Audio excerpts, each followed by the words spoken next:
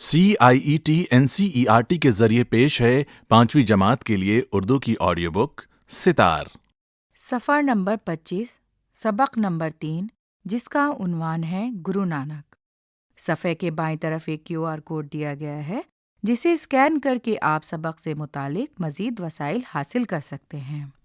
ہمارا ملک گنگا جمنی تہذیب کا گہوارہ ہے، اس لیے کہ یہاں بہت سے مذہبوں کے ماننے والے سینکڑوں برس سے ایک ساتھ رہتے آئے ہیں، جیسے ہندو، مسلم، سکھ، عیسائی، بودھ اور پارسی وغیرہ۔ ہر مذہب کے رہنماؤں نے اپنی تعلیمات کے ذریعے پیار، محبت، بھائی چارے اور امن کا پیغام دیا ہے۔ ایسے ہی ایک بزرگ سکھ مذہب کے رہنما گرو نانک تھے۔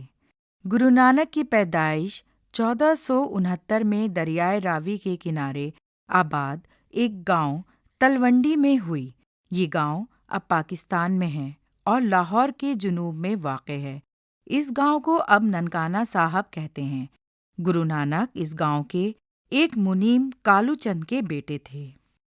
اس صفحے کی بائیں طرف گرو نانک جی کی تصویر ہے جس میں وہ پیلی پگڑی پہنے، پیلے کپڑے پہنے اور نیلی چادر دونوں شانوں پر ڈالے بیٹھے ہیں۔ صفحہ نمبر 26۔ ان کے نام کے بارے میں یہ بات مشہور ہے کہ ان کی بڑی بہن کی پیدائش اپنے نانا کے گھر میں ہوئی، اس لیے انہیں نانکی یعنی نانا کی کہتے تھے۔ اپنی بڑی بہن کے نام پر ان کو نانک یعنی نانا کا کہنے لگے اور یہی ان کا نام پڑ گیا۔ بچپن ہی سے گرو نانک کی عادتیں عام بچوں سے مختلف تھیں۔ انہیں کھیل کود کا شوق نہیں تھا۔ جیب خرچ کے پیسے بھی وہ اپنی ذات پر خرچ کرنے کے بجائے ضرورت مندوں میں تقسیم کر دیتے تھے۔ جب ان کی تعلیم کا سلسلہ شروع ہوا تو انہوں نے ریاضی اور فارسی زبان بہت حد تک سیکھ لی۔ آگے پڑھائی میں ان کا جی نہیں لگا۔ جب وہ بڑے ہوئے تو ان کے والد نے پہلے انہیں کھیتی باڑی اور پھر تجارت کرنے کے لیے کہا، تاہم انہوں نے کسی کام میں دلچسپی نہیں لی کیونکہ ان کا دل دنیا داری میں نہیں لگتا تھا۔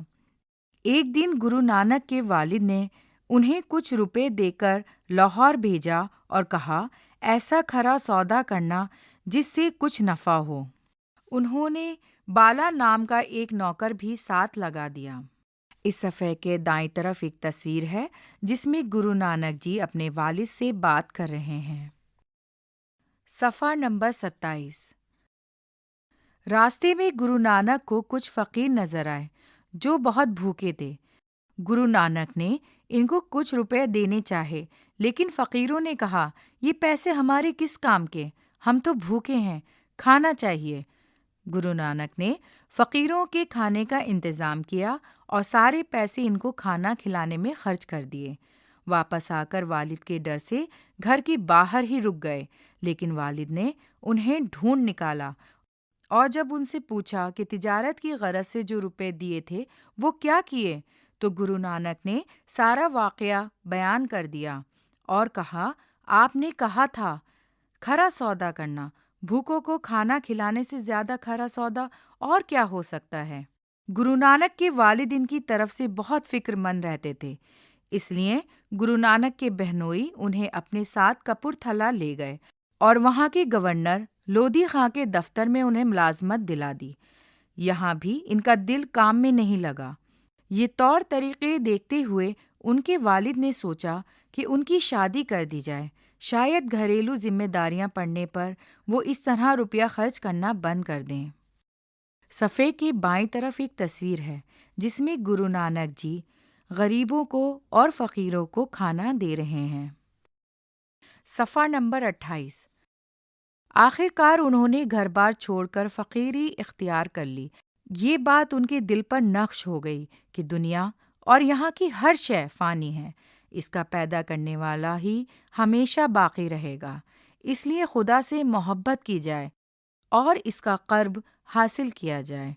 ان کے والد نے انہیں سمجھانے کے لیے مسلمان گویے اور وفادار خادم مردانہ کو بھیجا، لیکن وہ بھی ان کا چیلا بن گیا۔ اب گرو نانک اپنے پرانے خادموں کے ساتھ لوگوں کو نصیحت کرتے کہ ذات پات کی بنا پر لوگوں کے بیچ کوئی فرق نہیں ہونا چاہیے۔ گرو نانک نے اس بات پر زور دیا تھا کہ ان کے ماننے والے مشترکہ رسوئی یعنی لنگر میں کھانا کھائیں، جہاں کوئی بھی ذات پات اور مذہب کے بھید بھاؤ کے بغیر کھا سکتا ہے۔ ان کا کہنا تھا کہ انسانوں کا آپسی رشتہ محبت پر ہی قائم ہے۔ انہوں نے عورتوں کو برابری کے حقوق دینے کی بات کہی۔ جب ان کے ماننے والے جمع ہوتے تو عورتیں بھی ان کے ساتھ ہوتیں۔ اس صفحے کی دائیں طرف ایک تصویر ہے جس میں گرو نانک جی ایک پیڑ کے نیچے بیٹھ کر اپنے شاگردوں کو تعلیم دے رہے ہیں۔ صفحہ نمبر 29۔ رفتہ رفتہ ان کی یہ تعلیمات ایک مذہب کی شکل اختیار کر گئیں جس کے ماننے والے سکھ کہلائے۔ گرو نانک نے کئی ملکوں کا سفر کیا، آخر میں کرتارپور میں آباد ہو گئے، جسے آج کل ڈیرہ نانک صاحب کہتے ہیں۔ 1538 میں ان کا انتقال ہوا۔ ان کی تعلیمات گرو گرنتھ صاحب میں جمع ہیں۔ یہی سکھوں کی مقدس کتاب ہے۔ ان کا یوم پیدائش گرو پرب کی شکل میں دھوم دھام سے منایا جاتا ہے۔ من جانب ادارہ۔ مشق پڑھیے اور سمجھیے۔ الفاظ معنی: گنگا جمنی تہذیب یعنی الگ الگ مذہبوں، علاقوں اور زمانوں کے باوجود ہمارے ملک کے لوگوں کا آپس میں مل جل کر رہنا۔ پیروکار، ماننے والے یا پیچھے چلنے والے۔ نقش ہو جانا یعنی اثر کرنا، دل میں بیٹھ جانا۔ فانی یعنی مٹنے والا یا فنا ہو جانے والا۔ صفحہ نمبر 30۔ قرب یعنی نزدیکی، مشترکہ یعنی ملی جلی، مقدس یعنی پاک۔ سوچئے اور بتائیے۔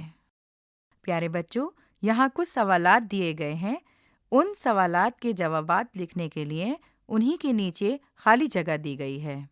سوال نمبر 1، ہمارے ملک ہندوستان کو گنگا جمنی تہذیب کا گہوارہ کیوں کہتے ہیں؟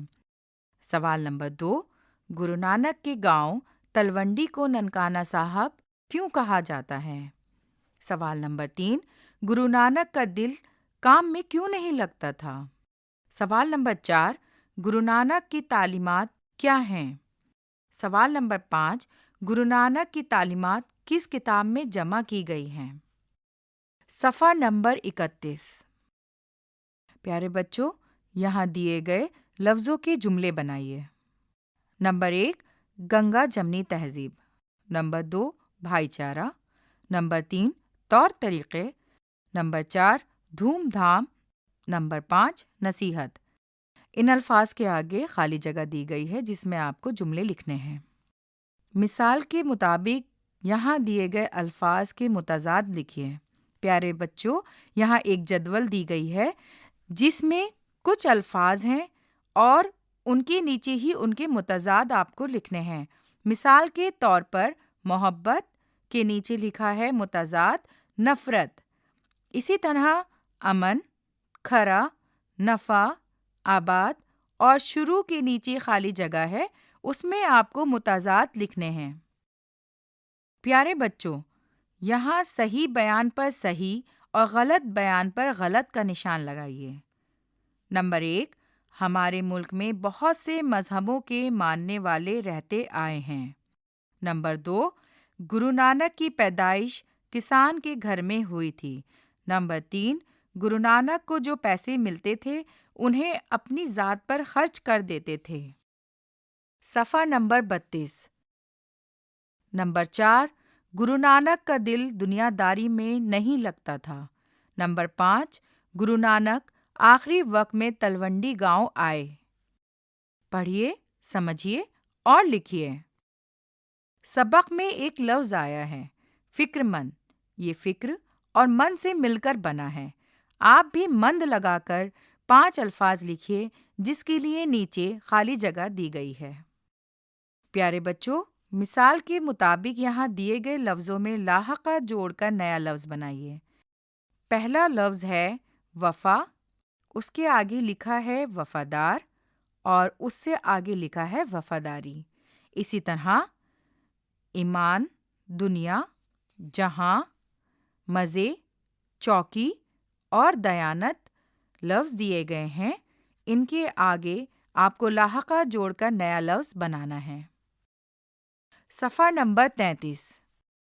پیارے بچوں، کیا آپ جانتے ہیں کہ کسی شخص، جگہ یا کسی چیز کے نام کو اسم کہتے ہیں، اور وہ لفظ جو اسم کی جگہ استعمال کیا جاتا ہے اسے ضمیر کہتے ہیں۔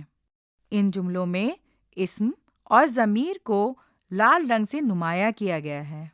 بچوں، یہاں دیے گئے جملوں کو پڑھیے اور ان میں سے اسم اور ضمیر تلاش کر کے خالی جگہوں میں لکھیے۔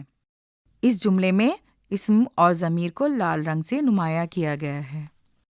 بچوں، یہاں ایک جدول دی گئی ہے جس میں کچھ جملے لکھے ہیں، اس کے آگے اسم لکھا ہے اور ضمیر لکھا ہے۔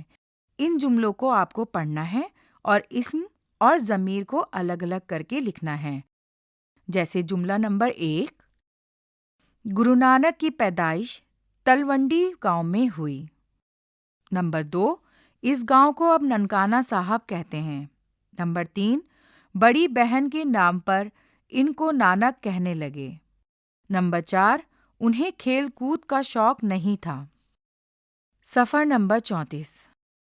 نمبر 5، جیب خرچ کے پیسے بھی وہ ضرورت مندوں میں تقسیم کر دیتے تھے۔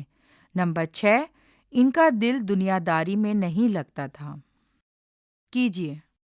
پیارے بچوں، گرو نانک کی تصویر تلاش کر کے صفحے پر دی گئی جگہ میں چسپاں کیجیے اور ان کے بارے میں 5 جملے لکھیے۔ صفحہ نمبر 35۔ اس سبق میں آپ نے گرو نانک کے بارے میں پڑھا۔ آپ نے دوسرے مذہبی پیشواؤں کے قصے بھی سنے ہوں گے۔ تو پیارے بچوں، ان کا کوئی قصہ یہاں خالی جگہ دی گئی ہے، اس میں لکھیے۔ پہیلی، وہ کون سا پھل ہے جسے ہم خرید نہیں سکتے؟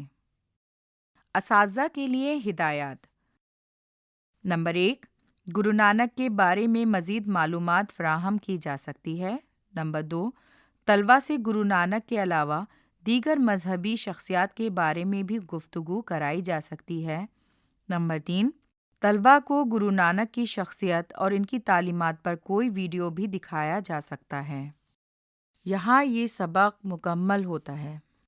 ابھی آپ سن رہے تھے 5ویں جماعت کے لیے اردو کی آڈیو بک ستار۔ سماعی ریکارڈسٹ محمد فیضان خان، فنکار فرحت رئیس، سمپادن ارشد احمد، ہدایت اور تخلیق کار وملیش چودھری۔ یہ کتاب CIET NCERT نئی دلی، بھارت کے ذریعے پیش کی گئی۔